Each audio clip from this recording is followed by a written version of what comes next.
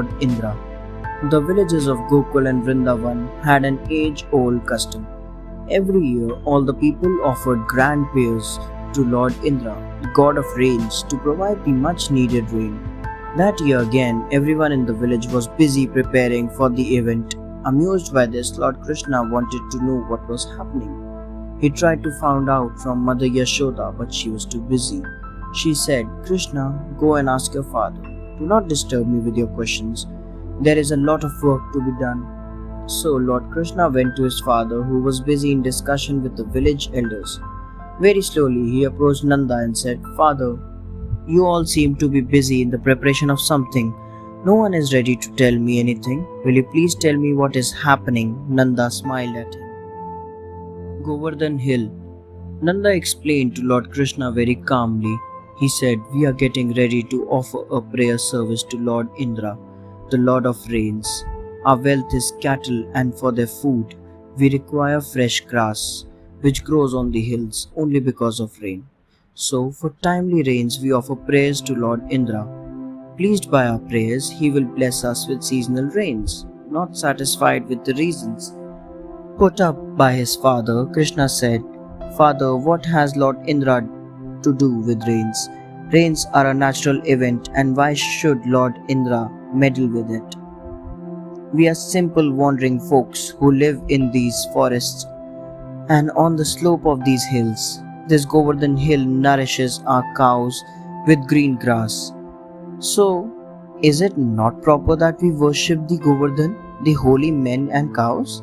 The elders were surprised at Krishna's words. They debated for a long time on this and finally agreed to offer prayers to the Govardhan. Offerings to Govardhan. Lord Krishna had convinced everyone in the village to offer prayers to Govardhan Hill instead of Lord Indra. He took the lead and said, "Prepare a variety of dishes from sweets to savories. Collect all the available milk for offering. Bring the holy men well versed in Vedas to perform the ceremony. Arrange a huge feast for poor people. Feed the holy cows with green grass to their fill." Everyone in the village obeyed Lord Krishna. They made offerings to Govardhan Hill. To the surprise of the people, the hill consumed large quantities of the offerings. Actually, it was Lord Krishna who had assumed a huge form of the spirit of the hill and consumed the offerings. However, in heaven, Lord Indra was furious for being deprived of the sacrifice. "Look, the cowherd clan has ignored me and offered their praise to a hill," he said to a group of clouds. Lord Indra's anger. Lord Indra was very angry and jealous that the cowherds had worshipped the Govardhan Hill. Forgetting the divine position of Lord Krishna, Indra thought, "These cowherds have neglected my authority on the advice of a talkative boy, Krishna. He is nothing but a child, and by believing this child, they have enraged me." Indra decided to send a storm to devastate the village, thinking, "All these years I have heard their plea and helped them to prosper, and is this what I get in return? It's time they know who the real God is. I'll send the most dangerous rains and thunderstorms. They will destroy the entire village of Vrindavan. Let me see who saves them." He ordered the clouds, "Go and rain heavily all over the hill and destroy the whole clan. I shall follow you shortly." All of a sudden it began to rain heavily on the hill. The frightening rain.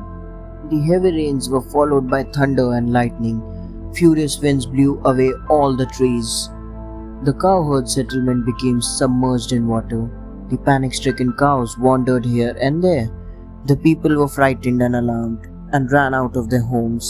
What they saw outside took their breath away. It was noon, but the entire village had become pitch dark. The sun was nowhere to be seen. "Krishna, Lord Indra is furious. We all did what you said. Now please protect us from this terrible rain," they pleaded to Lord Krishna. Lord Krishna consoled the people of the village. "We had offered our prayers to Govardhan Hill, our savior. He will protect us now." Saying so, he went to the foot of the hill. He asked everyone to stand in the cover of the hill and bring their cattle too. All the villagers stood under the covers of the hill with their cattle and other belongings. Thanks for watching. Do like, share, subscribe to Sahil Book House.